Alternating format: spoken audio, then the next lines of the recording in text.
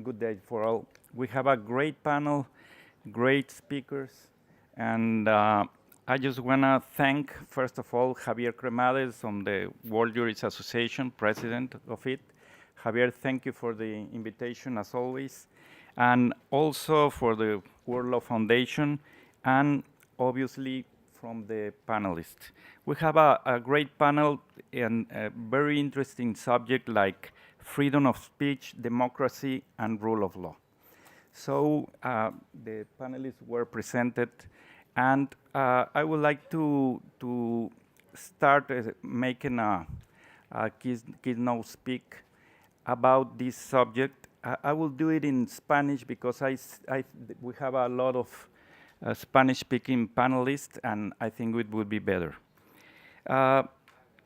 De inicio, es pertinente dejar plasmada la importancia de este tema que nos ocupa, sobre la libertad de expresión, que sin duda es un derecho fundamental. Constituye un presupuesto indispensable para la protección de otros derechos fundamentales y para el funcionamiento de la democracia en conjunto. En efecto, mientras la dimensión individual consiste en el derecho que le asiste a toda persona para buscar, recibir y difundir informaciones e ideas de cualquier índole y a través de cualquier medio, su dimensión social consiste en el derecho colectivo que le asiste a la sociedad en su conjunto a tener acceso a la información y las ideas de otras personas. Si, por ejemplo, un periodista no puede hacer una publicación, la afectación alcanza a la sociedad entera que queda privada de conocerla.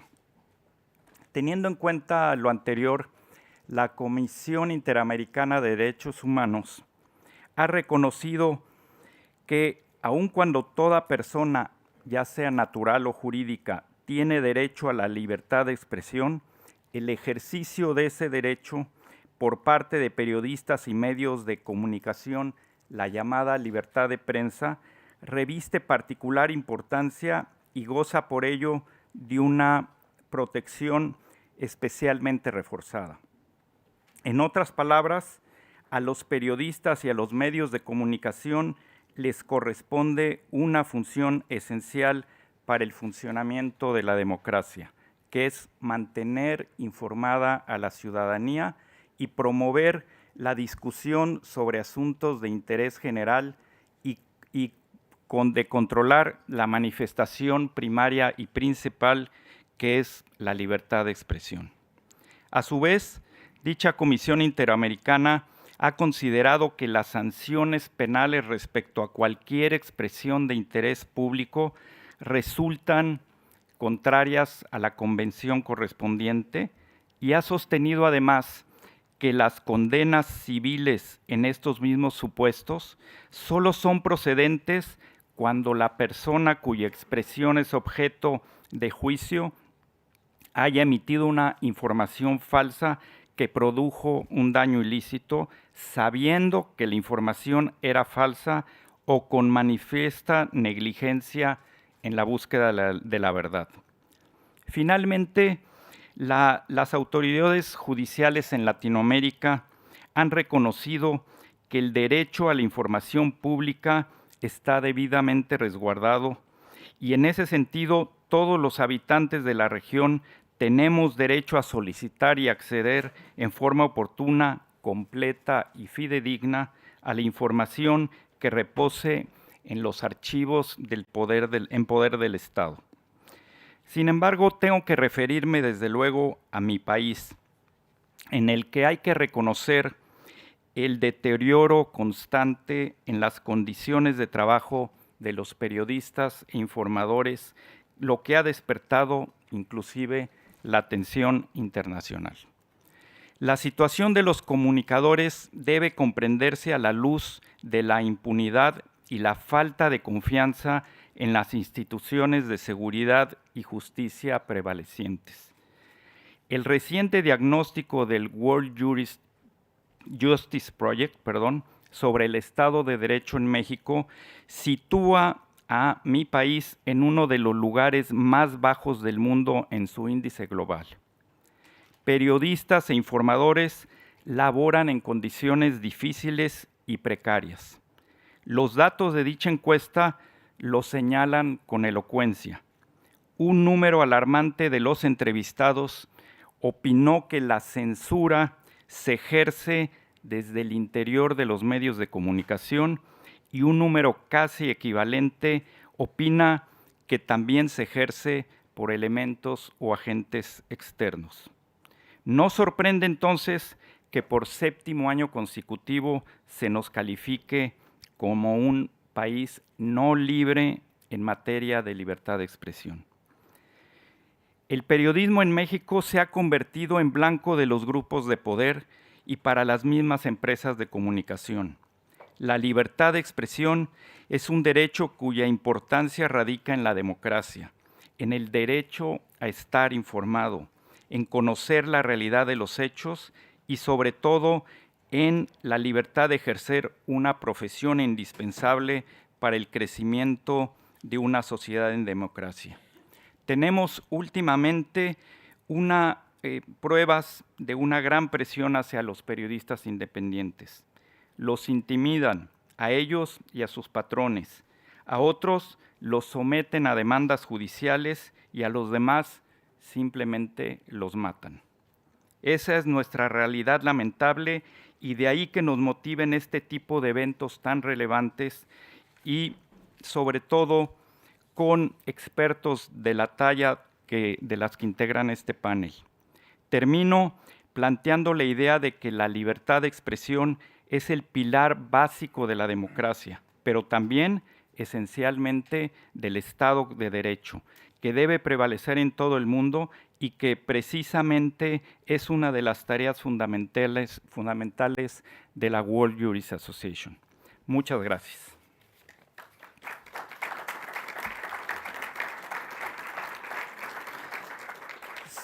So we can continue with the panel. First of all, Diego Arria, he's from Venezuela, and he was president of the UN Security Council in 1992.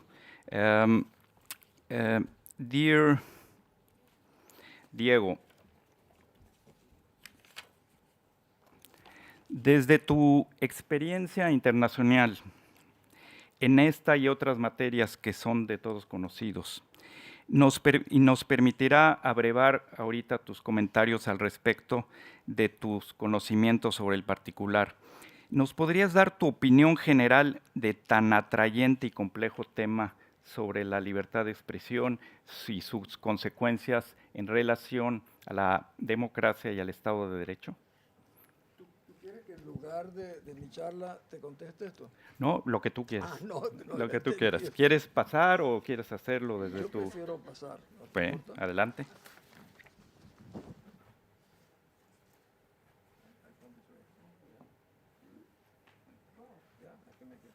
Te ayudo. Gracias. Espero no tener los papeles en la mano. Sí, muy bien, muy bien. Gracias. Well, I was asked two things. One, to speak in English. And the second one, not to speak more than 6 minutes.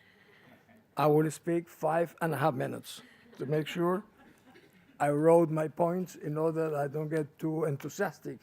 And I will try also to answer Arturo's question at the end. You know, there's an old saying that the diplomats think twice before saying nothing. I'll do my best to do the contrary. We all know in this audience that the existence of the pillars of freedom of speech, rule of law, are fundamental to have democracy, but they must coexist simultaneously. The rule of law, el imperio de la ley, for most of you in general, is a matter of debating its abuses, its distortions, but not about the real collapse of the countries. I know you have very valid concerns regarding freedom of expression. I think Arturo was extremely candid and sincere precisely bringing that point, then I will make also some comments.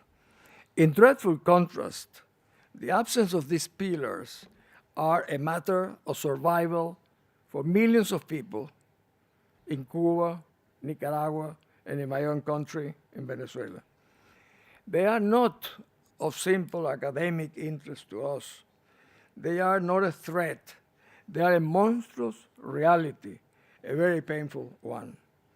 To give you an idea, in the last 10 years, 8 million of my people have, which is 1/4 of the Venezuelan population, have to flee the country. Actually, not Venezuela, to flee from a narco-military dictatorship called Maduro. This is the greatest exodus in the history of the Western Hemisphere.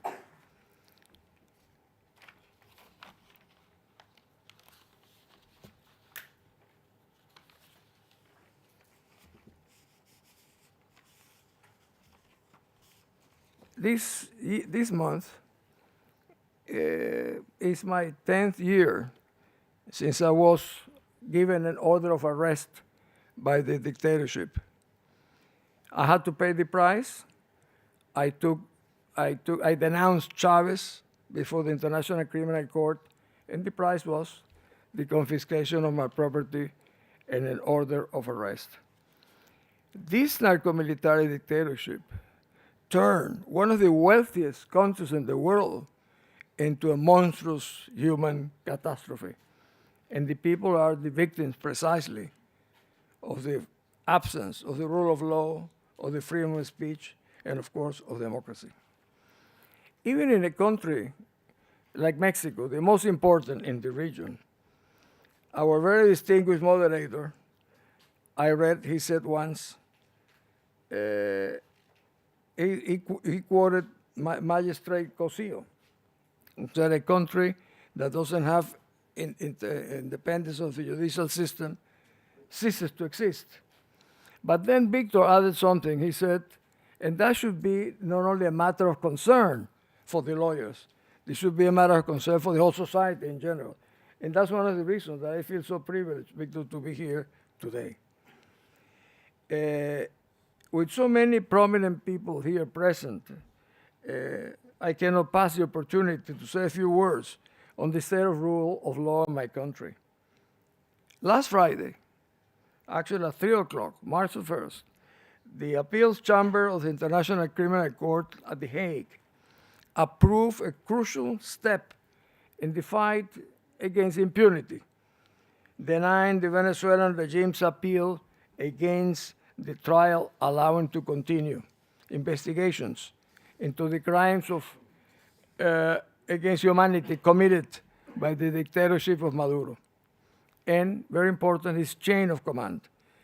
The dictator and his accomplices now face the court chief prosecutor, who has been interviewing for years the crimes against humanity, arbitrary detention, torture, rape, sexual violence, and persecution committed by civilian authorities, by police members, the armed forces, and pro-government individuals. During this long judicial process, Javier Cremades' personal commitment, generosity, and support has become another pillar to the rescue of our freedom. Querido Javier, we are indebted to you. Estamos en deuda contigo. Muchas gracias.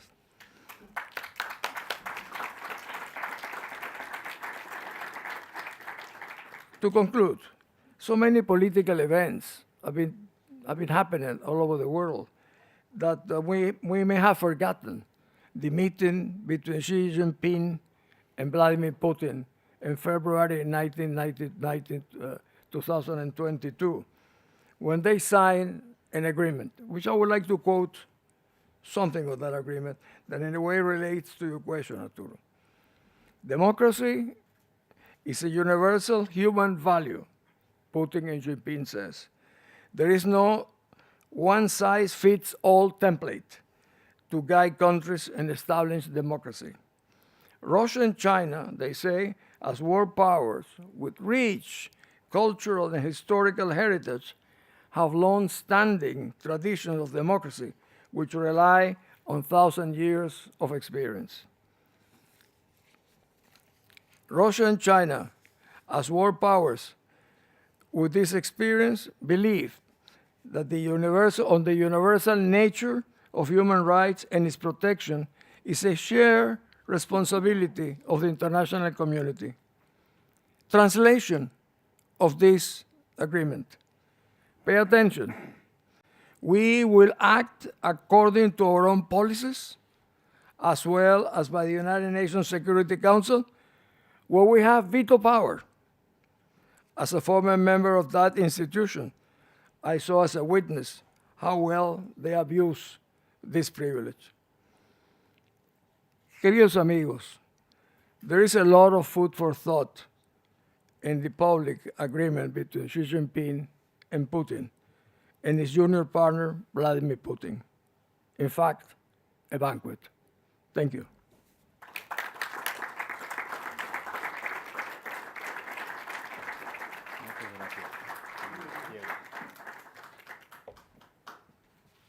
Thank you for your words, dear Diego.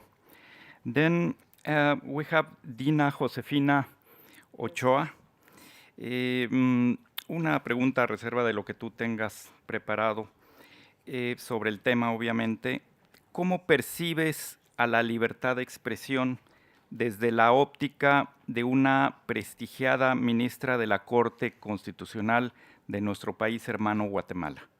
Muy bien. ¿Puedo pasar? Sí, claro.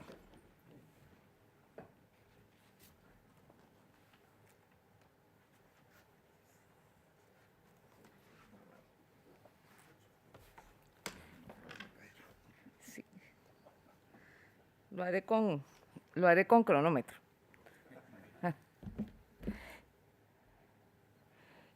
Contestaré tu pregunta al final de mi exposición. Muchísimas gracias, buenos días a todos y a todas, especialmente a la Asociación Mundial de Juristas. Muchísimas gracias, Javier, muchísimas gracias a todos los que están permitiendo que nuestro país, y especialmente yo como mujer y como magistrada de la Corte de Constitucionalidad de Guatemala, pueda participar. Básicamente el panel se trata sobre democracia, Estado de Derecho y libre expresión. Yo quisiera hablar y enfatizar sobre que todos y todas compartimos sueños, retos y especialmente una visión de la democracia. Esta democracia pues fue acuñada hace muchísimos años por los atenienses para implantar precisamente un estado de gobierno en donde las decisiones eran tomadas únicamente por los ciudadanos hombres, donde las mujeres y los esclavos no eran parte de esa ciudadanía, y mucho menos el derecho a expresarse.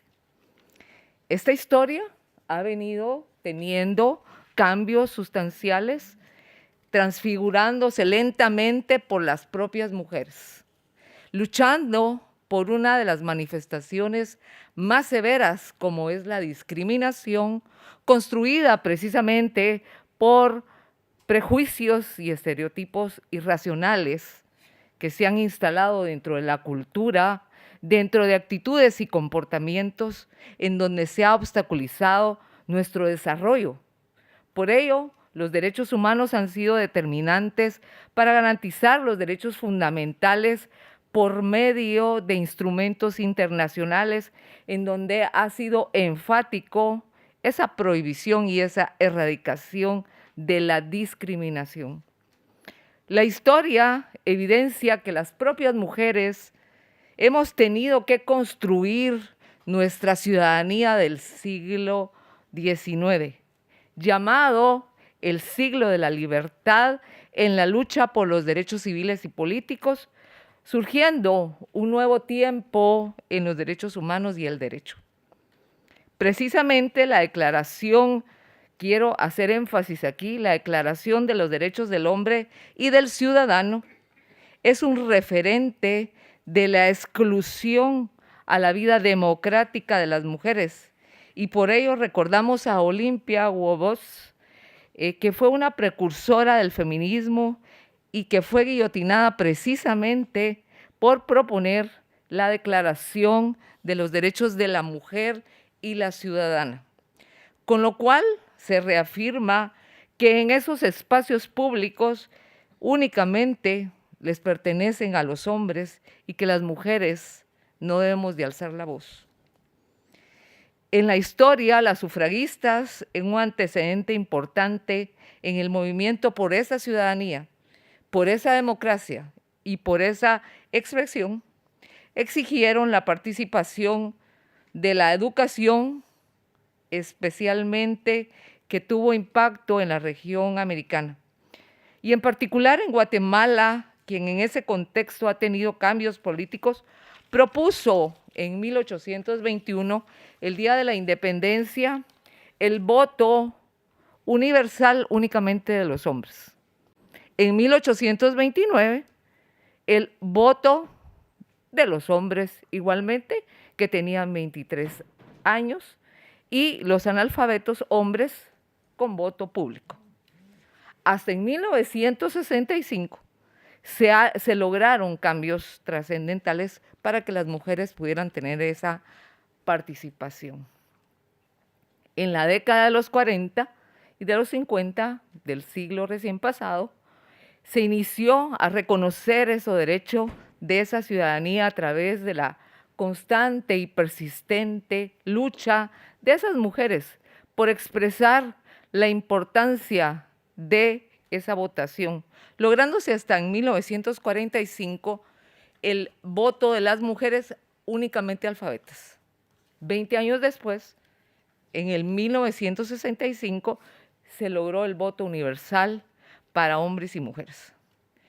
Estos avances han sido posibles gracias a los derechos humanos internacionales, en donde se ha ratificado la Convención sobre los Derechos Políticos de la Mujer en 1959, que permitió cambios en nuestra normativa nacional. Este recorrido en el tiempo de las mujeres, en el fortalecimiento de la democracia, esto es reciente. Sin embargo, se ha trabajado de forma persistente en cambios al sistema legal guatemalteco para gozar precisamente de esa ciudadanía plena a través de la ratificación de la Convención sobre la eliminación de todas las formas de discriminación en contra de la mujer. Este instrumento ha sido un instrumento rector de estos cambios hacia organizaciones de mujeres activistas, la academia, que ha logrado avances de reformas y que hicieron la lucha para el cambio de la legislación civil, en donde se concebía a las mujeres en mi país en condiciones de únicamente familiares. No se podía incursionar en otro lugar o menos en un trabajo formal, ya que esto estaba concebido únicamente para los hombres y tenía que tener el permiso del esposo si así era. También el trabajo que tenían asignado era el trabajo del hogar. Las expresiones para reivindicar aspectos también en el orden penal laboral, la maternidad, han sido difíciles, básicamente en el orden penal, porque antes en nuestro país se sancionaba a las mujeres, no así a los hombres en algunos delitos, básicamente en el concubinato, en el adulterio. El derecho de expresar y disentir de las formas en que el derecho de las mujeres se ha venido atendiendo. La academia fue rectora para fortalecer esta manera innovadora a las capacidades de las mujeres para contratar y establecer herramientas teóricas y prácticas que le permiten la eficacia de algunas leyes. tenemos la ley contra el femicidio y otras formas de violencia contra la mujer, en donde tenemos nuevos conocimientos, cambios de paradigmas en el ejercicio de esos derechos humanos. Los avances de empoderamiento para poder hacer viable las propuestas fue posible gracias al apoyo de una cooperación internacional e incidir en el ámbito de la política. Se hicieron propuestas ante el Congreso con la finalidad básicamente de evitar la antidiscriminación existente. Como les decía, en el orden penal hay varias normas discriminatorias que fueron eliminadas en el ordenamiento jurídico por medio de acciones de inconstitucionalidad, con lo que fue posible cambiar, como les decía, el delito de adulterio, el de concubinato, el perdón del ofendido, pero en esos procesos hubieron muchísimas voces que fueron muy importantes, precisamente las voces de las mujeres. Y finalmente quisiera expresar que la incidencia de las mujeres ha permitido contar con nuevas legislaciones y creo que si hacemos un recuento de la historia, lamentablemente las mujeres no hemos tenido ese derecho a expresión y considero que el derecho de expresión de una persona también tiene límites. Creo que todos los seres humanos, hombres y mujeres, deben de ser respetados en sus condiciones. Lamentablemente, y así lo digo, existe a veces muchos espacios en donde los funcionarios públicos hemos sido objeto, y especialmente las mujeres, de estereotipos y de formas de discriminación. En mi país, es un país democrático en donde existen ese espacio a los medios de comunicación y no a todos los funcionarios podemos hacer esas expresiones porque lamentablemente las malutilizan en algunos espacios públicos. Hemos sido, porque puedo decirles que sí hemos sido objeto de discriminación, he sido objeto como jueza constitucional de esas formas y esos estereotipos. Pero les podría contar, creo que ya tengo el final del tiempo, pero voy a decir algo. Fui la primera jueza de un tribunal de femicidio y en los espacios nos decían como burla las paquitas. Esto es un estereotipo de una persona que cantaba en contra de los hombres. Creo que todos y todas merecemos respeto como mujeres y hombres y como ciudadanas y ciudadanos. Muchas gracias.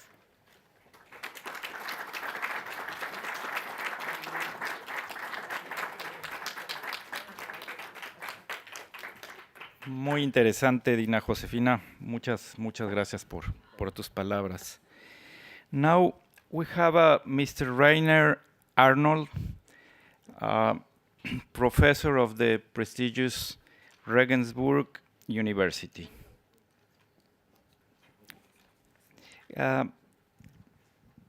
Professor, may I ask you a question? And in your opinion, which are the main constitutional parameters of freedom of speech related, obviously, with democracy and also to the rule of law? Thank you very much. May I start? Sure. Yes. Dear Excellencies, dear colleagues, ladies and gentlemen, first of all, I want to thank very much to the President of the World Law Association, Javier Grimades, for having invited me. So it's not the first time that I'm here, but it's always a very precious occasion for me. Well, our panel refers to three fundamental constitutional issues: freedom of speech, democracy, and the rule of law. These three issues are not separate issues. They are interconnected. One depends from the other.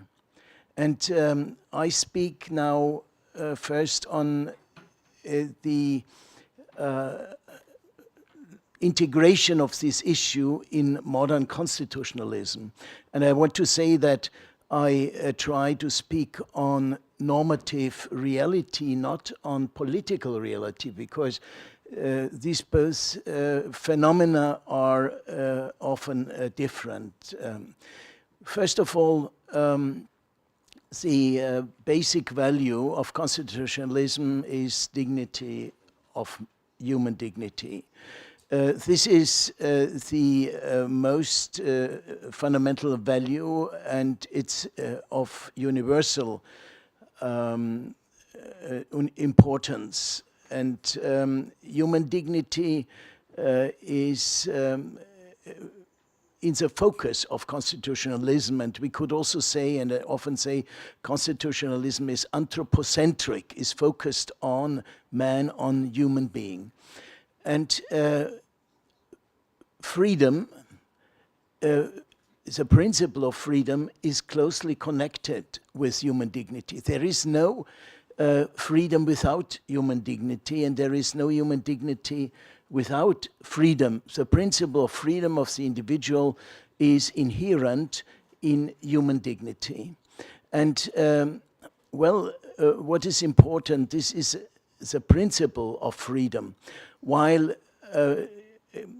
human dignity is not restrictable, cannot be restricted, cannot be weighed out against other constitutional values, but freedom, of course, is in principle existent and is restrictable, of course, for necessary needs of the community. There is and there are restrictions of freedom.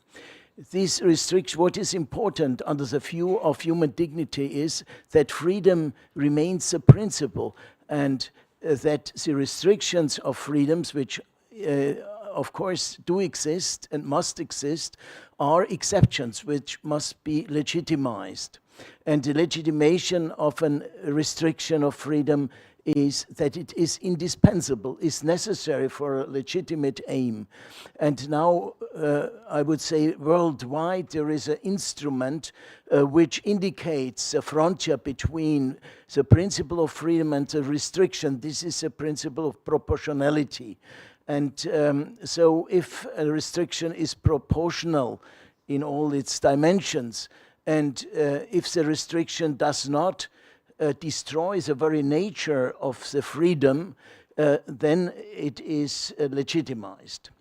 And democracy is a form of freedom. It's political freedom and self-determination. So human dignity requires also the existence of democracy. And we have in the jurisprudence of rather many courts, also in the German, of the German Federal Constitutional Court, it's clearly said that democracy is very close and to dignity and cannot be separated. Well, the third aspect is that human dignity and the principle of freedom attributes to a human being by the quality of being human. This means that equality, non-discrimination and equality is an absolute requirement also of human dignity. So we see three basic values of constitutionalism, and of course freedom. If I speak of freedom, freedom is specified by fundamental rights. And these fundamental rights either written in a constitutional text or not written, unwritten, but the efficiency of the protection of the individual, the efficiency requires that we recognize also unwritten fundamental rights. I think it does not matter whether it's written in a text or not, but the finality is, the basic finality is to protect the individual, and the protection must be efficient. And so there are fundamental rights now for the dangerous on liberty, on freedom in the present and emerging in the future. They will come out and be formulated by the judges. The rule of law is a bridge between these constitutional values and the institutions of a state. Over this bridge, these values go into the institutions. They have to apply it to the individuals in their practical world. The institutions have to be conform with the basic principle of the Constitution, and they have to realize these values in concrete cases by application of the Constitution. And well, the rule of law is highly important. It's universal, as it's already been said, with full right. And rule of law means transforming these values, dignity, freedom, and equality in its specifications to the individuals themselves. And the rule of law has, of course, various dimensions. One dimension is that law must be effective, must be well understood. So law must be clear, must be determined, must be stable, must create confidence in law.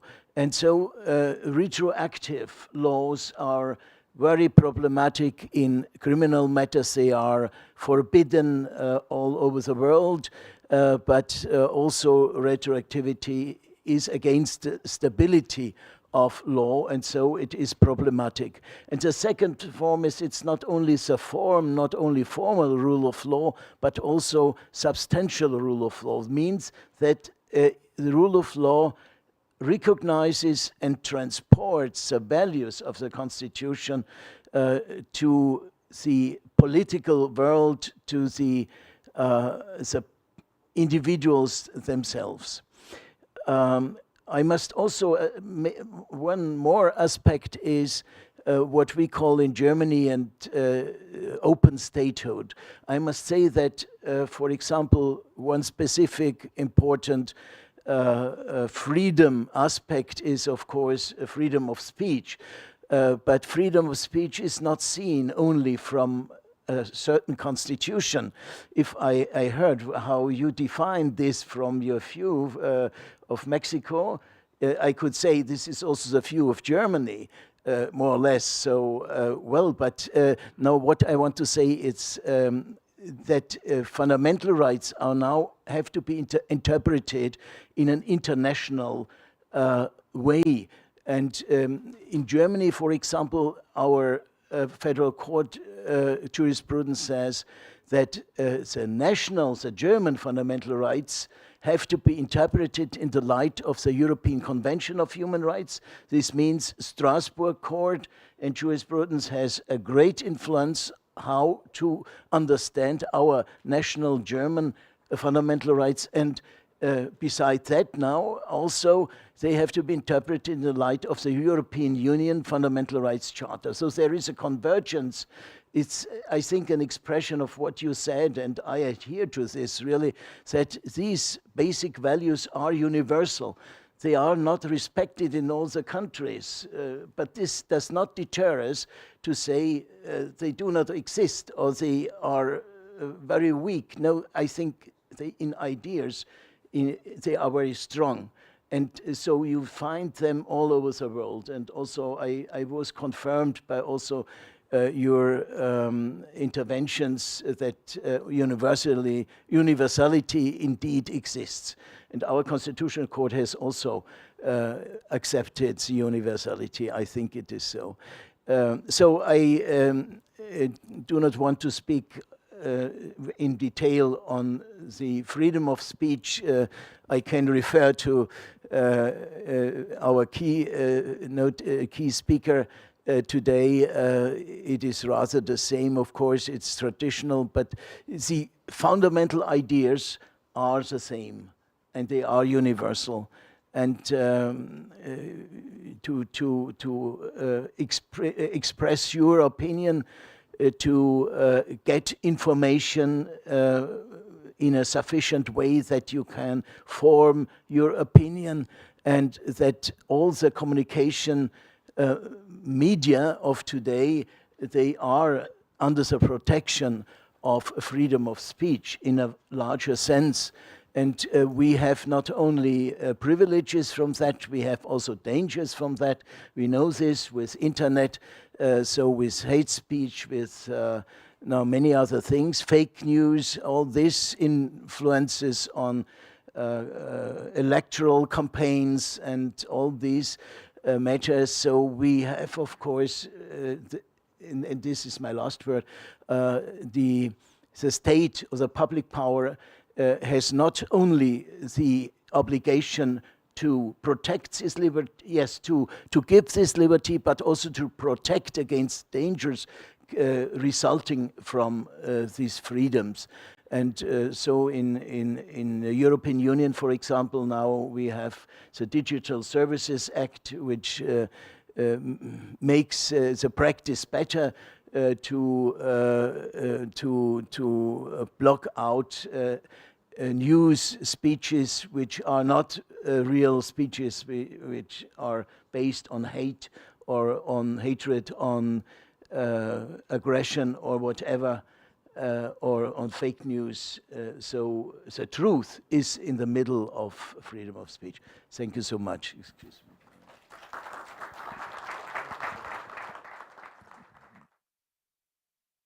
Professor, we're really honored to have with us Gresa Caka-Nimani, President of the Kosovo Constitutional Court. Your opinion on these matters and subject about freedom of speech and democracy and rule of law, please.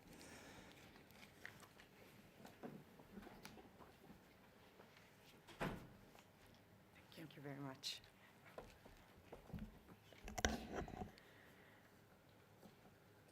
Thank you, Mr. Olea.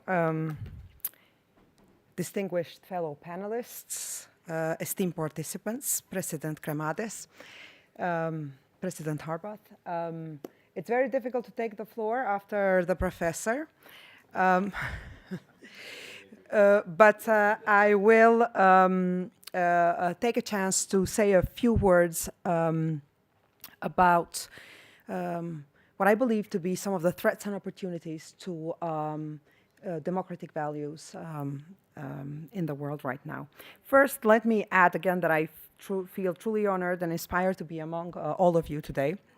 And while each of us comes from a different legal and constitutional traditional and experience, the topics of this panel, freedom of speech, democracy, and rule of law, represent issues of common interest and concern to all of us.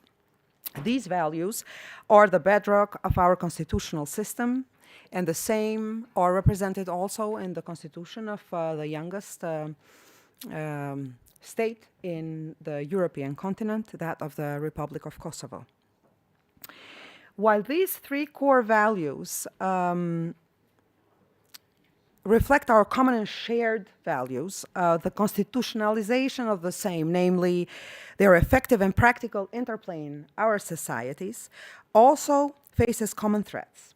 And this is not only a result of security concerns primarily related to the war in Ukraine in the European context, but also one other factor, which is the rise of far-right populist political forces, including as a result of some of the threats that are related to freedom of speech, and including fake news that Professor Reiner mentioned, and leading subsequently to governments with authoritarian tendencies. In the few minutes allocated to this intervention, I choose to focus on this factor because it affects both the rule of law and freedom of expression, and consequently our common democratic values, because in fact it begins with affecting the core principle of separation and balance of power, and mostly to the detriment of the independence of the judicial branch. As the case law of the European Court of Human Rights reflects, in the last decade, the number of cases finding violation and emphasizing the essential principle of judicial independence has increased. These cases have been primarily, of course with exceptions, rendered in countries in which the new governments embarked into significant rule of law reforms, although designed to affect and or diminish the independence of the judicial branch, and equally, the freedom of speech and or expression, as the respective governments adopt policies that are at odds with these key values, as well as the plurality of opinion. In some instances, it was ultimately the constitutional courts who have acted as safeguards and played a safeguard role in this respect, and in some others, it was the case law of the European Court of Human Rights. The youngest democracy in the European continent is not immune to these problems. While Kosovo reflects a very successful state-building story and example, including in terms of a very vibrant democracy, the recent years have also have been marked with two tendencies. Rule of law reforms, which are at odds with the concept of judicial independence more often than not, as well as introduction of policies which introduce complex licensing requirements and or interference with the selection of management bodies of public broadcasters, affecting thus the plurality of media and freedom of speech. These tendencies are certainly widespread to various extents in the region as well. Well, I'm choosing to focus only on this challenge, certainly, and many others were raised by my esteemed colleagues, and only for the purpose of initiating a discussion which we will have subsequently. I would like to also emphasize that this situation also, paradoxically, enables for an opportunity for the judicial branch and an opportunity to strengthen the interplay between the division and balance of power. The tension between the branches of government, the tension between the judicial branch and the executive branch reflects that democracy is working. And the courts play a primary role in this respect, either through abstract control or individual control of human rights, pushing back on laws and policies which affect the core rule of law values, including the independence of the judiciary, as well as human rights and fundamental freedoms, including the freedom of speech and expression. While Kosovo is a unique case because it's not yet a member of the European Union, it's not yet a member of the Council of Europe. And this means that our public authorities are not subject to the supervision authority of the supranational courts. Its judicial system has played a pivotal role in safeguarding these values through referring to principles that derive from the case law of the European Court of Human Rights, referring to principles that derive from the case law of the Court of Justice of the European Union, as well as the common denominator deriving from the constitutional traditions of the liberal constitutional democracies. Of course, a great source of inspiration is also the Federal Constitutional Court of Germany. For example, some reason for optimism, I guess, to finish in a positive note. Recently, a lower level court in our republic has issued a suspension order to a government decision which withdrew the license of one of the media outlets. Similarly, the Constitutional Court has recently declared unconstitutional the government's efforts to reform the way that the public management bodies of public broadcasters are done. Equally, recently declared unconstitutional a very significant reform in terms of the prosecutorial council, which was designed to add interference of the executive branch into the decision-making of the prosecutorial system, emphasizing thus the importance of division and balance of power and the judicial independence.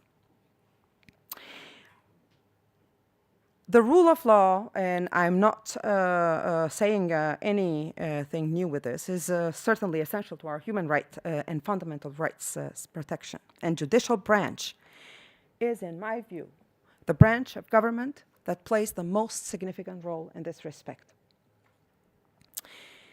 On the other hand, the freedom of expression is the beginning of all freedoms.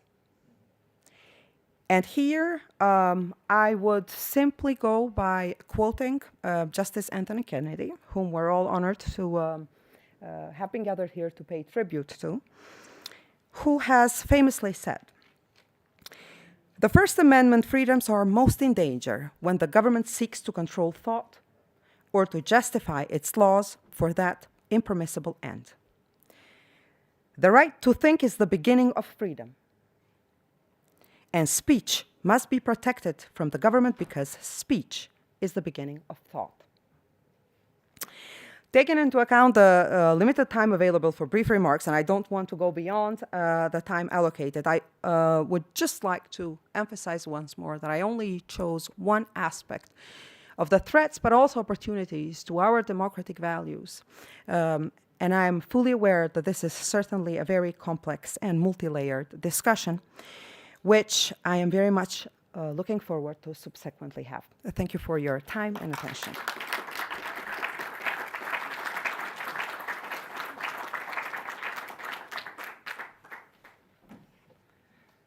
Thank you, President.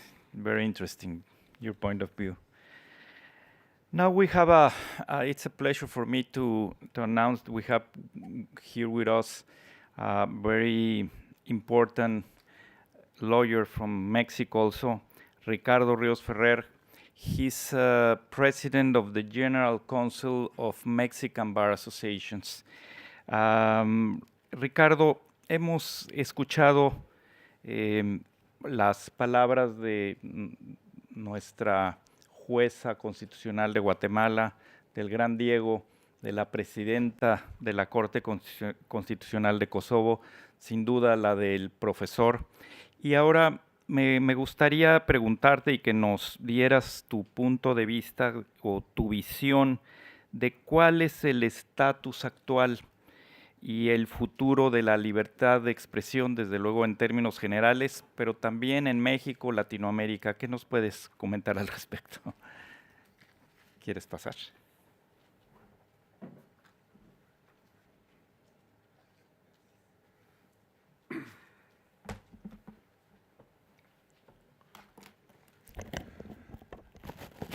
Many thanks to the Word Jurist Association.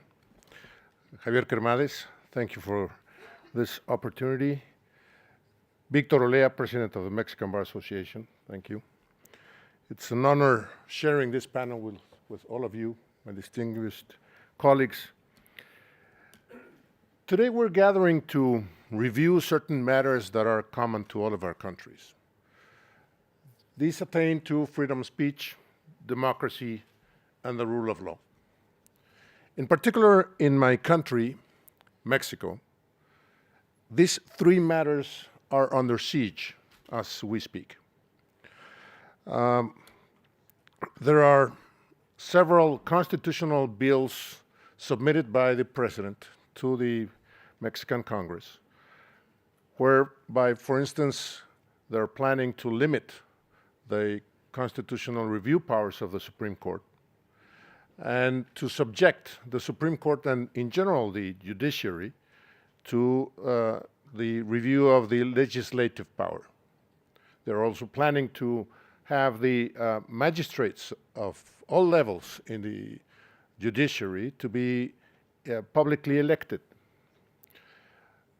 Freedom of speech is also being hunted in Mexico as well with these reforms, but also by a constant daily criticism and attitude from our president.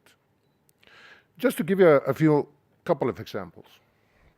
About 2 years ago, the president criticized a journalist who was critic of his government, and he did so on a daily basis. Our president has this morning mass media meetings where he defends his projects, but also attacks his perceived enemies. He attacked this particular journalist to the point that later, few months later, he was attacked with a shower of bullets.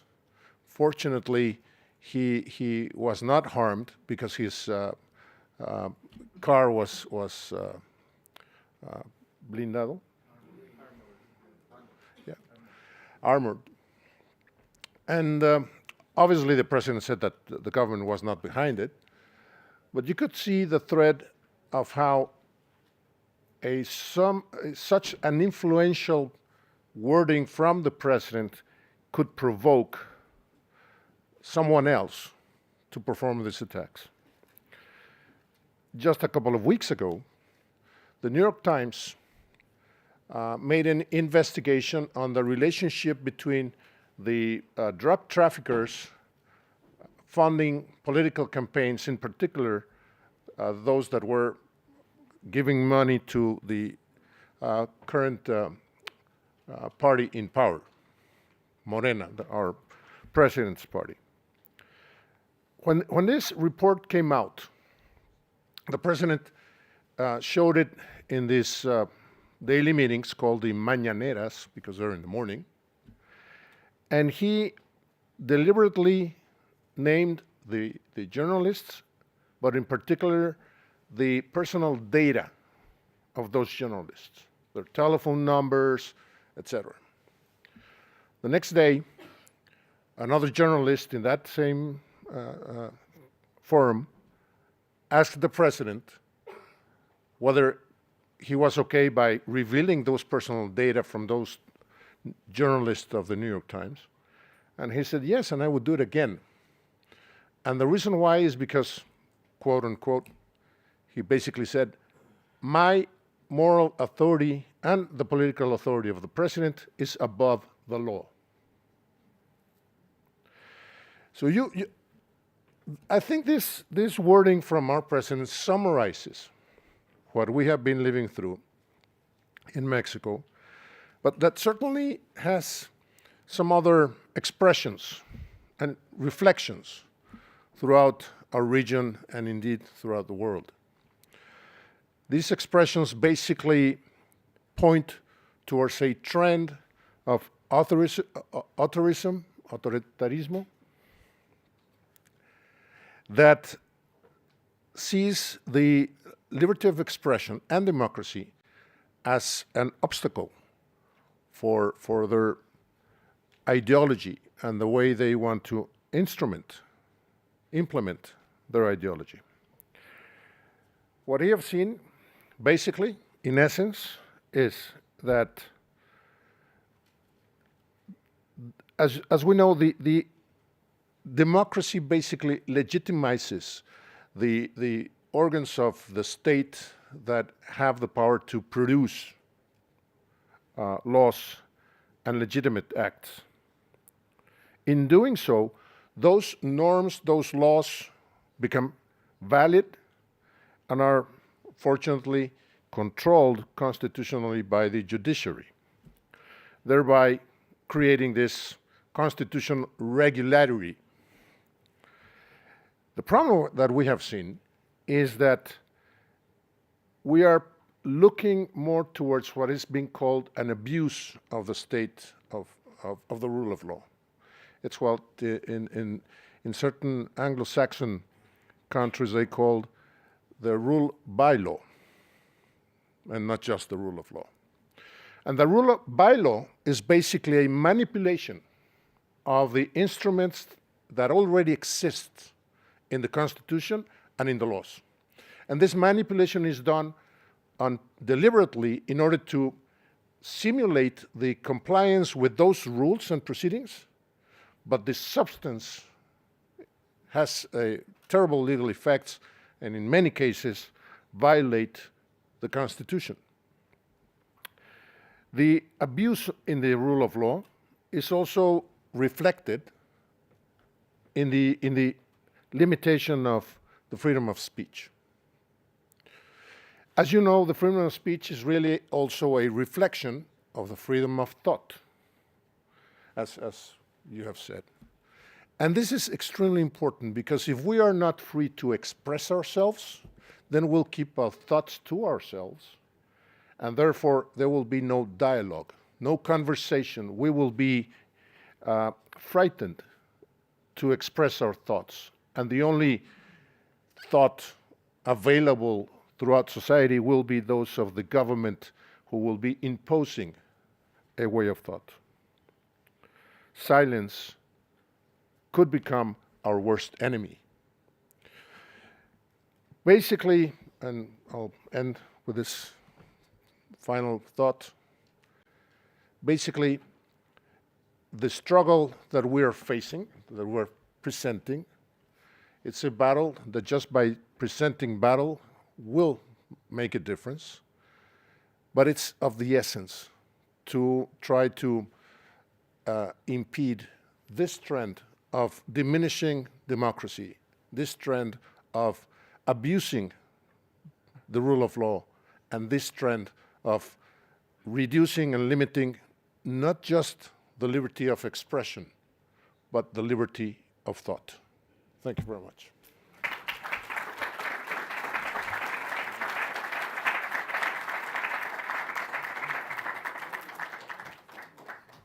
Thank you very much, Ricardo. And finally, we have a member from Japan of the Word Jurist Association, Kaori Matsumoto. Kaori, do you want to mention the brief overview of the guidelines and tests applicable for determination of legitimacy of the restrictions of the freedom of speech, please? Could you come up? Oh, you here? Sure.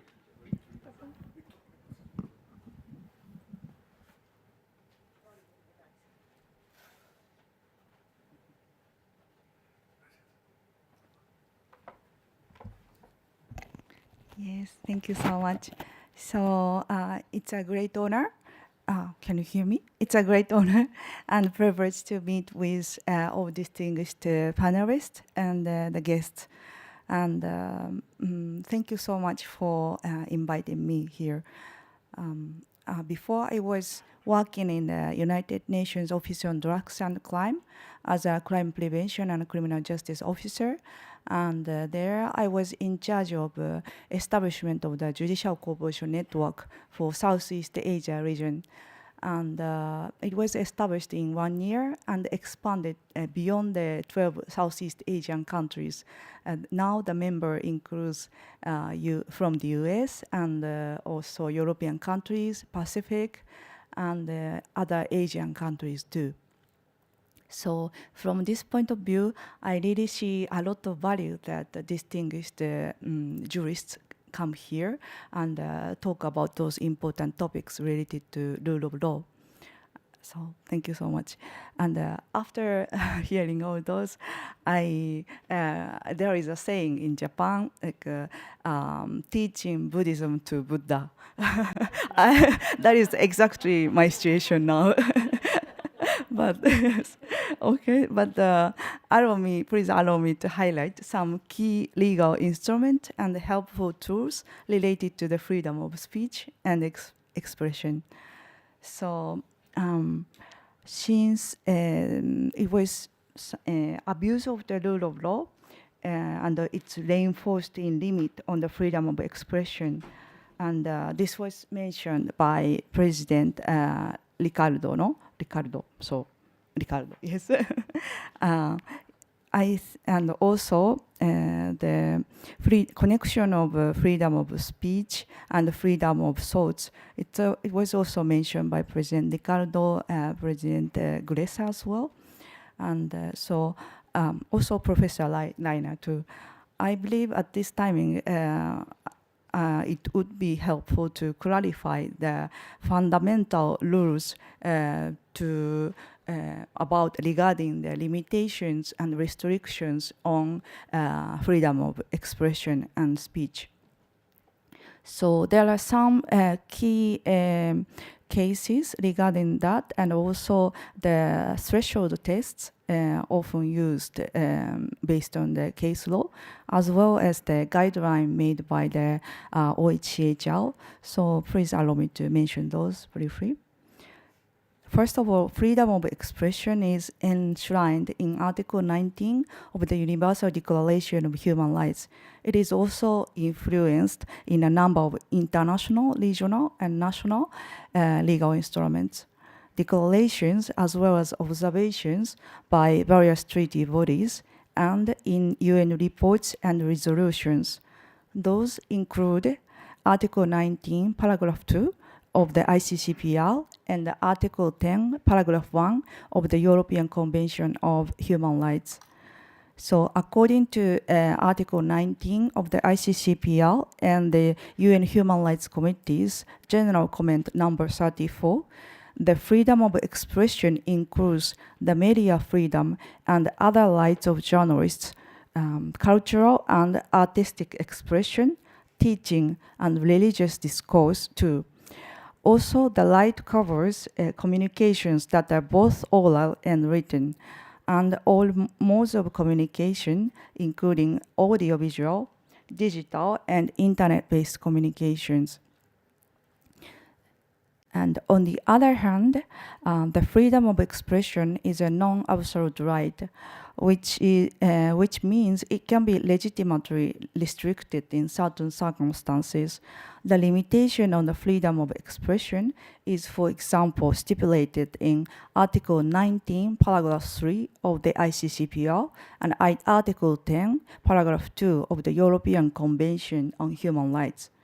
Also, Article 20, Paragraph 2 of the ICCPR requires states to prohibit certain severe forms of hate speech. That was also mentioned by Professor Leiner. It is of great importance to have certain standards and guidance to correctly interpret those restrictions to the freedom of expression. In this regard, I wish to highlight some key tests and case laws, as well as guidelines for such interpretation of restrictions to the freedom of expression. Those include tests used under Article 19, Paragraph 3 of the ICCPR, tests used under Article 10, Paragraph 2 of the European Court of Human Rights, and its cornerstone case law, Handicide versus UK case, which is one of the first and the most important case laws in relation to the freedom of speech, as well as the sixth threshold test of the Lavert Action Plan for examining if the speech will amount to the hate speech stipulated under Article 20, Paragraph 2 of the ICCPR. So first, under Article 19, Paragraph 3 of ICCPR, a four-part test is used to assess whether such a restriction is justified. First, the restriction must be provided by law. Second, it must pursue a legitimate aim. And third, it must be necessary to protect a legitimate aim. And then fourth, the extent of the limitation must be proportionate in pursuit of the identified legitimate aim. Then, what can be the legitimate aims? The ICCPR provides an exhaustive list of legitimate aims. First, the rights or reputations of others. Protection of the rights or reputations of others. Or second, the protection of national security. Third, the maintenance of public order. Fourth, public health or morals. We also have to ask, does the restriction respect the principle of equality? Is it non-discriminatory? Members that limit freedom of expression in discriminatory manner, or measures that limit freedom of expression in a discriminatory way will fail the test of proportionality. So whether the restriction is made in a discriminatory manner or not is considered as one aspect of one criteria for the necessity and proportionality test. only all of these criteria are met, restriction on the freedom of expression is permissible. A similar test applies to the right to freedom of expression under other legal instruments.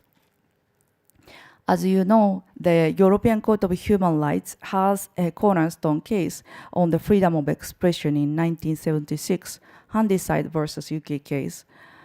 Although the court found that the case itself did not violate the right to freedom of expression, the judgment read as a whole sets a strong general standard for the protection of the right to freedom of expression. In particular, the paragraph 49 has become a cornerstone of freedom of expression jurisprudence. Let me read the paragraph 49 as it includes so many important dictums. Citation, freedom of expression constitutes one of the essential foundations of such a society, one of the basic conditions for the progress and for the development of every man. The freedom of expression is applicable not only to information or ideas that are favorably received or regarded as inoffensive or as a matter of indifference, but also to those that offend, shock, or disturb the state or any sector of the population, such as the demands of the pluralism, totally different meaning, pluralism, tolerance, and broad-mindedness, without which there is no democratic society. This means, amongst other things, that every formality, condition, restriction, or penalty imposed in the sphere must be proportionate to the legitimate aim pursued. So proportionality principle appears here. The Handyside case has been cited by a number of courts around the world as one of the most important judgments in freedom of expression cases, and it is applied up until today. Taking the Handyside judgment into consideration, restriction test on the protection afforded by Article 10, freedom of expression of the European Convention on Human Rights are: first, threshold, if an interference is a freedom of expression exists. Second, if the interference is prescribed by law. And third, pursues one or more legitimate aims. And finally, fourth, if it is necessary in a democratic society to achieve these aims, which is very similar to the test under ICCPR. As set forth in Article 10 of European Court of Human Rights, freedom of expression is subject to exceptions, which must, however, be construed strictly, and the need for any restrictions must be established convincingly. This was made further clearer in Stoll versus Switzerland case, and also in Maurice versus France case. In relation to the hate speech, so I wish to mention the hate speech as well. The freedom of expression also has limitations stipulated in Article 20, paragraph 2 of the ICCPR. In order to interpret such restriction in light of its object and purpose and protect the freedom of speech, it is very important to have certain standard in distinguishing between permissible speech and speech that may amount to the hate speech. So what would be the hate speech? In this regard, as a useful international guideline, I wish to mention the Rabat Plan of Action, which is developed by the UN Office of High Commissioner on Human Rights, WJA, through its expert workshops. It suggests a high standard for defining restrictions on freedom of expression, incitement to hatred, and serves as practical legal and policy guidance to states on interpretation and implementation of Article 20, paragraph 2 of the ICCPR. The Rabat Action Plan makes several recommendations to states, civil societies, media, companies on how to best deal with any tensions that may arise between freedom of expression and the prohibition of incitement to violence.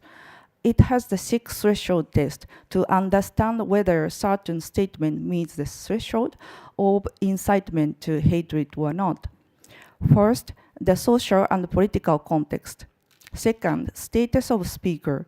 Third, intent to incite the audience against the target group. Fourth, content and the form of the speech. Fifth, extent of its dissemination. And sixth, likelihood of harm, including imminence. So it is a helpful guideline and summarized in one paper. I understand that the Lavard Plan of Actions threshold test is translated into 32 languages by OHCHR in cooperation with Facebook. So I have it here if you want, maybe with the help. Yes. And one of the good practices of utilizing the Lavard Plan of Action threshold test is in 2021, Facebook's oversight board referred in several decisions to the Lavard Plan of Action, using its 6 threshold to assess the capacity of speech to create a serious risk of inciting discrimination, violence, or other lawless action. So as conclusion, what kind of latitude human rights bodies would give on restrictions on freedom of speech is restrictive. This point has been repeated in so many cases since a democratic society is built on the ability of people to express their views, and there is an important demand of pluralism. Thank you so much.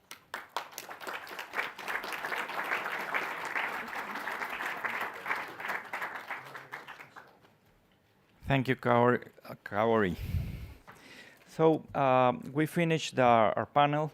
Thank you very much to all, Kaori, Professor, Gresa, Ricardo, Diego, and Dina, Josefina. Thank you very much. I ask for an applause for them. And Patricia.